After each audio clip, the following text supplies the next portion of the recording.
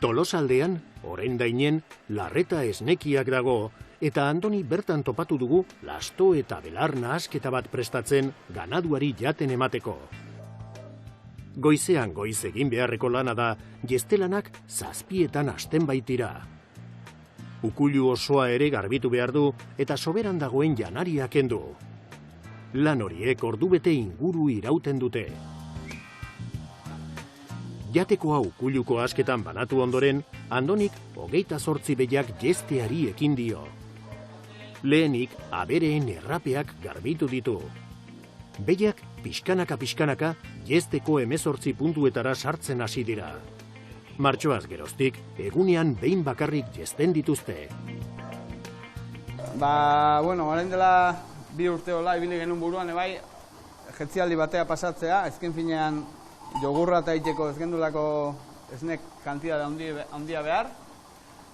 Eta, pausoa ematen ez ginen ausartzen, baztanen ikusi genuen ikilu bat jetzialdi batera itzezana, eta, azkenen animatu ginen, gero ere bai pentsuen prezioak eta asko nabari die, orduan, dena batea, erabaki genuen batea pasatzea, jetzialdi batea. Hasieran proba bat inun, behi erdikin, eta ikusi nun etxola olako problema dramatikoik esan dezaun, eta erabaki hartu genuen denakin pasatzea. Eta, momentuz, ez da problema nabarmeni bintzat sortu. Larreta etxaldean 28 hektarea dauzkate. Horietatik 18 euren jabetzakoak, larratzeko eta abereak elikatzeko erabiltzen dituzte. Esnea berriz, esnekiak egiteko eta kaikuri saltzeko da. Hemengo esnea gehiengoa, bertako ekoizpenai lotuta dihoa, guk esnek egiten diteu, jogurrak, gaztak, izozkik, eta parte handi bat horrea dihoa, eta beste parte bat, beste gaztakile batek bai ematen du, eta azkenengo partea esan dezaun, kaikoa dihoala.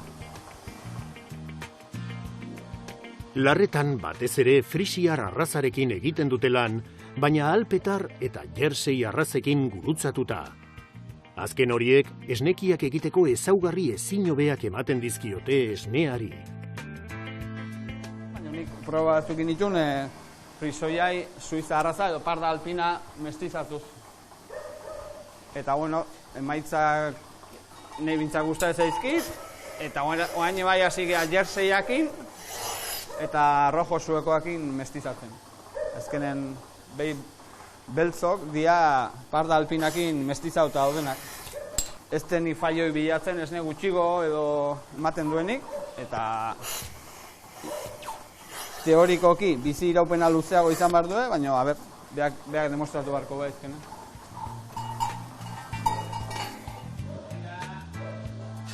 Ugalketarako aberekinen hazia erabiltzen dute gehien bat.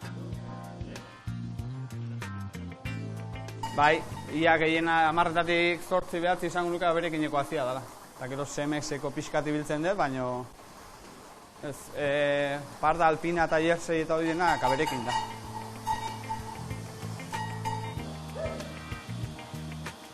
Nekanek, Andoniren amak, esnea hartu du txahalak elikatzeko. Abeltzaintzan lan egin du beti eta lanbidea oso gogoko du. Eguna urratzen hasi du eta muino txiki batetik ikusi dugu arana laino trinkoaren azpian ezkutatzen. Jesten amaituta, lekua garbitu behar da. Higienea eta garbitasuna funtsezkoak dira.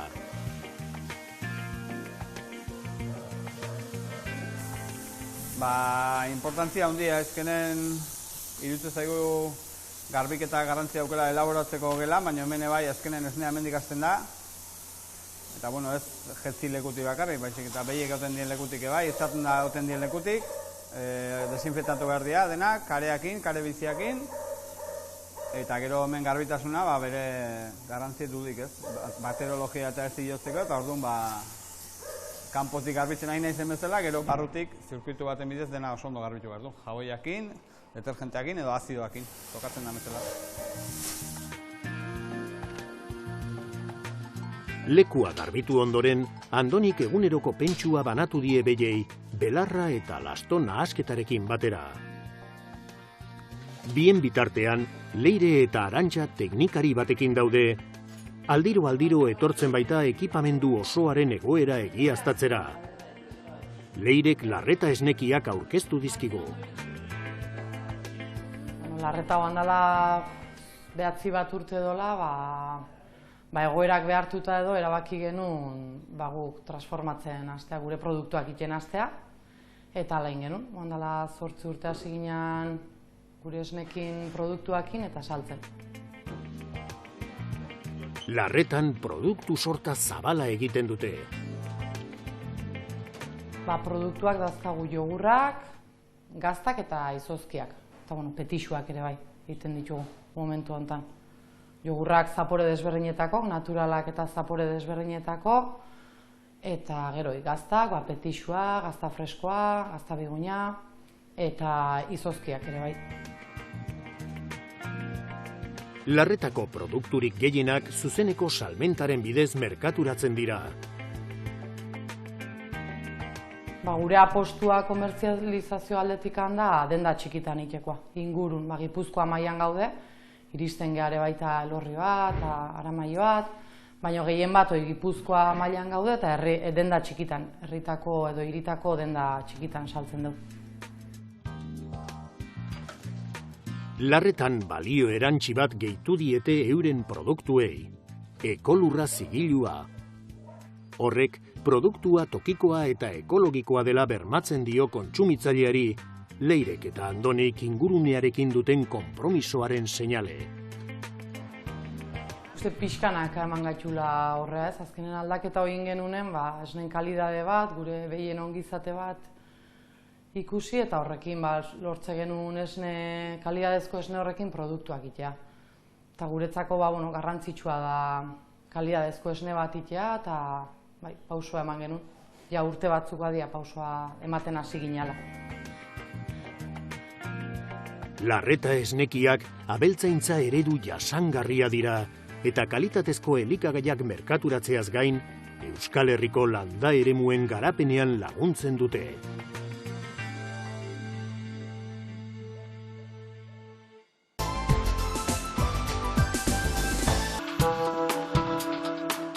Aurreko astean, 3 ontz askatu zituzten Artxanda aldean. 3 itxian hasiak ziren basafauna berreskuratzeko zentroan, Foru Aldundiaren eskudagoen zentroan alegia. 2009 urtean programa abian jarri zenetik, 100 ontz baino gehiago askatu dira lurraldean.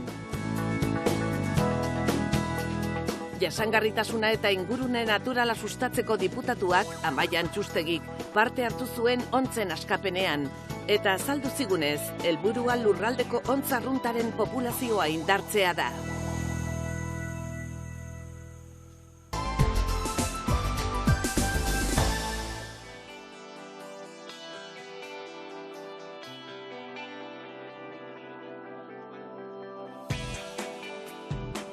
Sagesti programa lankidetzari lotuta dago eta Iparragirre sagardotegiak lideratzen du. Programan, Ola eta Iturrieta sagardotegiek, Leartikerrek eta Juan Zuriarrain aholku etxeak hartzen dute parte. Europako FEADER funtsek eta Eusko Jaurlaritzak finantzatua dago eta hainbat elkarte ditu lankide. Besteak beste, Euskal Sagardoa, Fruitel edota Ezti ekoizleak. Olara jo dugu, Irungo sagardotegi hau altxor arkitektoniko batean dago, antzinako burdinola batean. Eta harro erakutsi digute. Iñaki, bere alaba Eider eta Javier, azken uztan bildutako sagarren muztioa botilaratzen ari dira. Kostuak aurrezteko, hainbat sagardotegirekin partekatzen duten makina bat erabiltzen dute muztioak pasteurizatu eta botilarazteko balio duena. Juan Zuriarrain eta bere anaia Andoni kimikan doktoreak dira eta sagar kontuetan adituak. Une honetan, Olako beste eremu batean daude muztioak eta barrura oraindik sartu ez diren sagarrak bereizten. Zerbitzu enologikoak eskaintzen dizkiete sagardotegiei. Orain neurtuko dugu parametro batzuk moztiona azideztasuna via pH-tik eta ere bai azukreak densitateakin edo grados brixekin, refraktometro batekin. Orduan, anoni lehenbizian neurtuko du pH, elektrodo batekin Bluetooth. 75. Kasu honetan, nahiko azidoak, gaziak, dia zagarro hauek, eta, mikatza oraindik ezin dugu neurtu, baina ja hoan ikusten dugu mikatz puntu bat daukatela. Sagarrak ondo bereiztea funtsezkoa da kalitatezko sagardoak egiteko. Holan, sagezti produktuetako 4 egiten dituzte. 4 eztia gehitzen zaie. Sagezti ardoa graduazio handiagoko ardoa da, hartzitu gabeko muztioari eztia gehituz lortzen dena. Horregatik, holan ekoitzia den eztia hau ondo bereizi behar da, muztioari dagokion neurrian eransteko. Garrantzitsua da guretzako neurtu ze parametroak daka muztioa egiteko edo sagardua edo gure kasuan, kasu honetan, sageztia.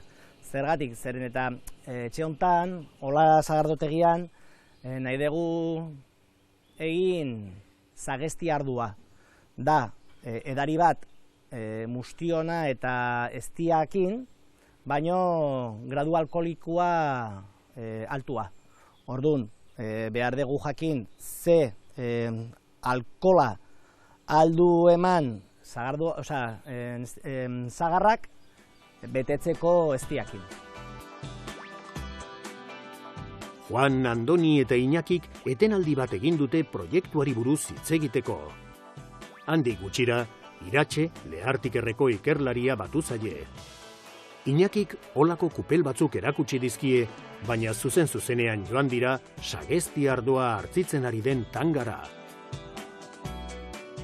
Hemen dakago kupela hontan moztioa eztiakin irakiten, eta etorkizunean kantitate gehixioan hobeto egiten dugun eta hobi atetzen den. Eta datorren urteako produzio hemen egon. Euskal sagardoak bultzatuta eta fruitelen laguntzarekin sagaztietan, euskal sagardogintza etengabe ari da evoluzionatzen. Sagezti produktuak eta formatu berriak berrikuntza horren adibide garbia dira. Tanga hau datorren udaberrirako egongo da prest. Suponatzen du gauza diferentiak egitea, desberdinak, jendeari gustatzen dion produktu hori iristen gehan. Eta guetzeko da azken batean proba batzuek jakitia ze ateliken hortikan, ez? Eta ematen du jendeari gustatu jola aurreneko pausuan, eta segitu nahi dugu gehi hortik. Espero dut produzio hau udaberriran atetzia, martxoaldea, eta produzio hontikan degustatzeko edo gustatzeko inbitatu zauzte, gonbidatuak 3. Eta, ondo atetzen digun, datorren urtean ere aurre egiteko. Sagezti ardoa dastatzeko prestatu dira. Nazioarteko gala sagardoen aretoan, Gijonen antolatu zutenean, sageztiren 4 produktuetako 2 lehen eta 3. sariak lortu zituzten, bakoitzak bere kategorian. Iratxek sagezti sorta aurkeztu digu. Sagezti proiektuan 4 produktu ezberdine garatu ditugu. Lehenengoa sageztia, sagardo bada, eta bertan eztia gehitu diogu eta aromatizauta dago. Bigarrena da sagezti txikia, dala hartzidura deposituan egin da, baina bukaera boteginean egin da, bukatu egin da, eta karboniko pixka badaka. Beste bada sageztia parduna, kasu honetan sagardoari eztiko puru bat gehitu zaio bigarren hartzidura bat aktibatzeko, eta aparra daka. Eta gero sagezti ardoa, dala sagardo bat, nun eztiko puru pixka handiagoa gehitu zaion, gradu alkoholiko altuagoa lortzeko. Eta 11 graduko edaria da. Leartikerren eta Juan Zuriarrain aholku etxearen arteko ohiko lankidetzatik sortu zen ideia. Sagardotegiekin harremanetan jarrita, proiektua abiarazteko beharrezkoa zen Nerena lortu zuten. Egitasmo hau sortu zen, alde batetik gure lana aholkularitza bezala eta gure harremana sagardogiekin, eta Leartiker ikerkuntza zentroarekin egindako elkarlana bezala, eta gure asmoa zen sagardoa produktu bezala diversifikatzea nolabait. Sagarrak eta erleak elkarren eskutik ibili dira beti, erleak funtsezkoak baitira polinizaziorako. 4 produktu berriak elkarlan horren emaitza dira. 3 sagardotegiak harremana ona dugu eta erlea baditugu 3etan. Polinizazioko erabiltzen dituztenak eta guk bai, gure etxean erlea beti izautu die. Eta, polinizazioan ikunten onura, eta gero estia aprobetxatzen dugula, produktu hau erabaki genuen aurre eramatia, eta, aber zer gustatzen den, gure probak egiten, hasi gara. Andonik, Iratxek, Iñakik eta Juanek sagesti ardoa dastatu dute. Batek pentsatuko luke, usaiaren arabera, produktu gozoa izango dela, ze berez esti usaia badauka, baino gero, eske harrigarria da. Probatzen dezunean da, guztiz kontrakoa, alegia, izugarrizko, baino, garrastasuna narabaitzen zaio, eta bultatzen zaitu, gehiago edatera, eta produktu ezberdina, guztiz ezberdina. Inoiz probatu izan aldezunaren guztiz, tankerarik ez daka. Leartikerrek proiektu berritzaile horretan jarraitzen du lanean. Iaz, oso eskala txikian, proba pilotuak egin zituen. Leartikerren ikerketa eremuak askotarikoak eta ugariak dira. Lehendabizikoa proteina iturri berrien ikerketaren ingurukoa izango litzateke, gaur egun proteinen eskaera gero eta handiagoa da, jendeak arragiaren konsumoa murriztu nahi duelako. Bigarrena, hartzituen lerroa izango genuke, hartzituak beti hemen konsumitu izan dira, baina gaur egun gero eta gehiago konsumitzaileak eskatzen ditu eta beste herrialde batzutakoak ere ekartzen hasi dira.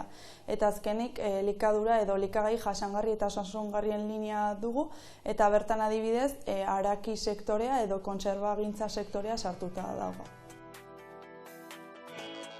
Iratxek azaldu digun nolako lana egiten duen sagestin. Ikusi genuena zan, ze motatako produktuak nahi genituen elaboratu, ze ezaugarri eduki behar zituzten produktu horiek, bai gradu alkoholiko aldetik, estiaren aportatuko zion aroman aldetik, karbonikoan aldetik, hainbat atributo aztertu ziren, eta azken batian, egin genuna esan zen, lau aukera diferente proposatu. Orduan, 2021ko sagarzuko horrekin, eta kanpainako estiarekin, martxan jarri ziren elaborazio pilotu hauek, hemen Leartikerren, eta prozesu horiei jarraipena egin zitzaien, zenbait parametro aztertuz. Eta azken batean, baloratzen joan ginen, produktu hori ja noiz zegoen bukatuta. Lankidetzan oinarrituta, Juan Zuriarrainek, Leartikerrek, Iparragirrek eta Olak 4 esti sagardo jarriko dituzte laster merkatuan. Horrek berrikuntza handia ekarriko dio sektoreari, eta noski, kalitatea bermatuta dago.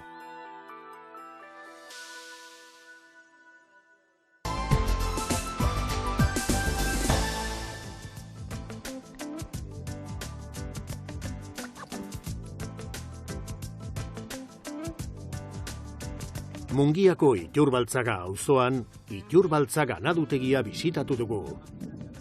Unai eta Maider Aslak eta Unai Beitiak gobernatuta ekoizpen ekologikoaren aldeko autua egitea erabaki zuten, konbentzimenduz eta konpromisoz.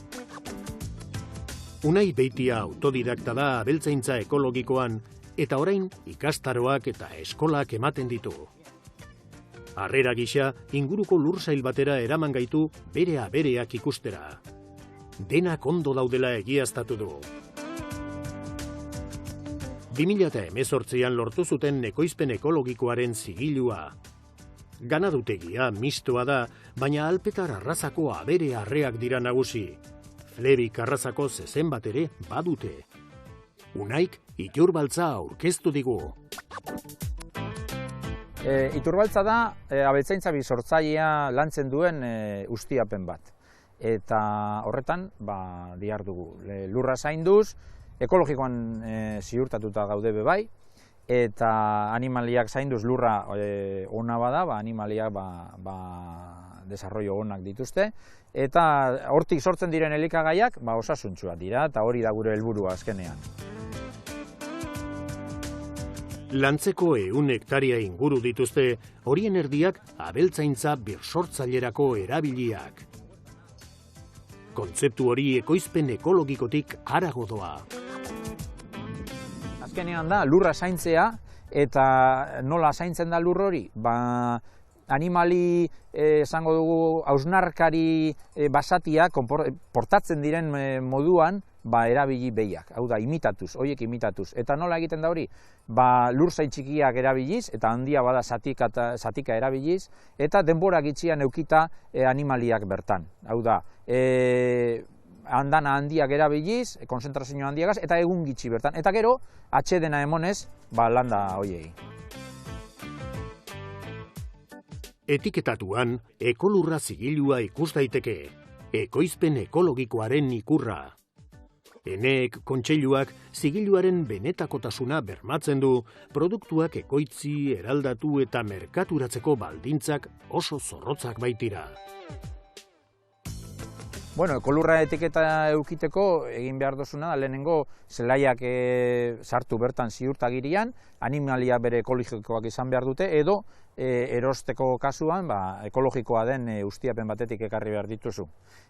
Gero, zereala erabiltzen baldin baduzu, guk ez dugu erabiltzen, baina erabiltzen baduzu, animaliaren dieta horren 20% baino ezin da izan, beste guztia belarra izan behar da, edo forrajeak, edo danadalakoa. Eta gero, kortara sartzerakoan ere, ez dago baimendua, excepziore bat badago, baina ez dago baimendua lotzea, amarratzea, soltean euki behar dire.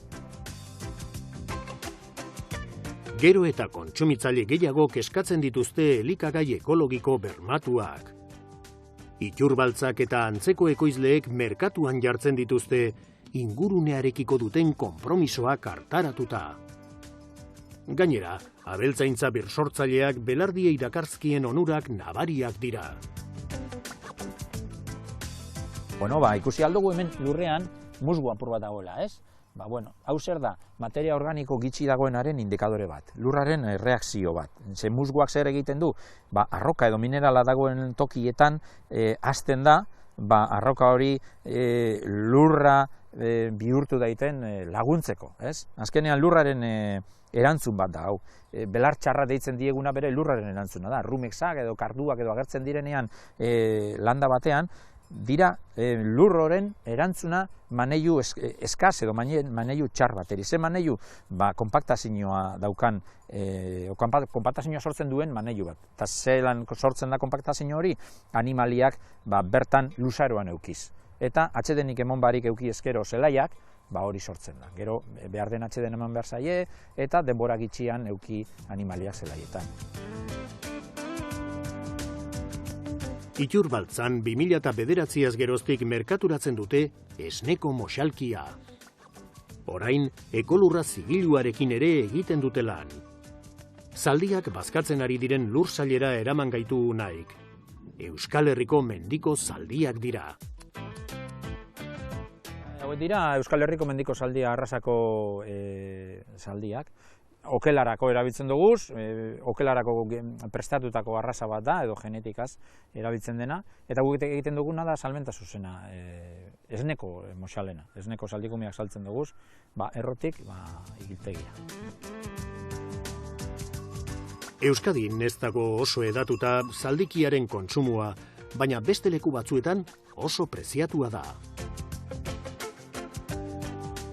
Zaldi okela oso berezia da, proteinaz beterik dago, edo proteina kopuru altua dauka, eta grasa ona ditu, omega-3, omega-6 proportzio hori egokia dauka, eta gero glukogenoa dauka hainbat, eta hori urdailerako, digestio on bat egiteko, edo digestioa errazteko, aproposa da, beraz, onura handia ditu esaldiokela. Larreak, jakina, ekoizpen ekologikoan alta emanda daude. Ekolurran sartzen zarenean, lehenengo egin behar duzuna, urte bidira konbertsio epe bat, eta zuk hor egiten duzuna da, lehenengo lursailak altan eman. Gero, lehenengo urtea pasata gero, sartzen duzu zure zensua, behorren zerrenda hori, eta bigarren urterako ematen dizute zigilua. Ekolurraren zigilua hortik aurrera, produzitzen hasi zen ezake. Behiekin gertatzen den bezala, hauek ere ia ez dira ukulutik pasatzen. Euren menditartasunagatik nabarmentzen dira. Bai, oso arraza rustikoa da, behorrak guk urte osoan ditugu landetan, larrean bai mendian edo landatan. Oso gogorra dire, eta euren habitata hori da, ez? Euren habitata larrea da. Ilurbaltza baserria dibertsifikatuta dago, eta oiloak eta txerriak ere badituzte. Behiak bazkatu diren larreetan askatzen dituzte, lurreko parasitoak hiltzen laguntzen baitute. Espezie desberdinak erabiltzen duguz, motibo bi printzipalenak, ez? Bat, bezeroi eskaintzeko produktu desberdinak, orduan bezero berdinari eskaini aldotzezuz produktu desberdinak, ez?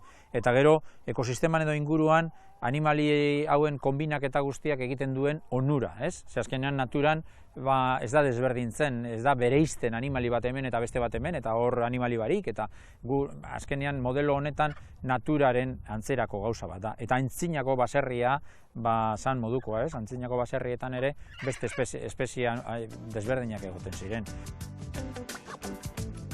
Ekolurra zigilua daramaten produktuak merkaturatzen laguntzeko asmoz, Gamizeko Ergoien auzoan salmentagune bat ireki dute.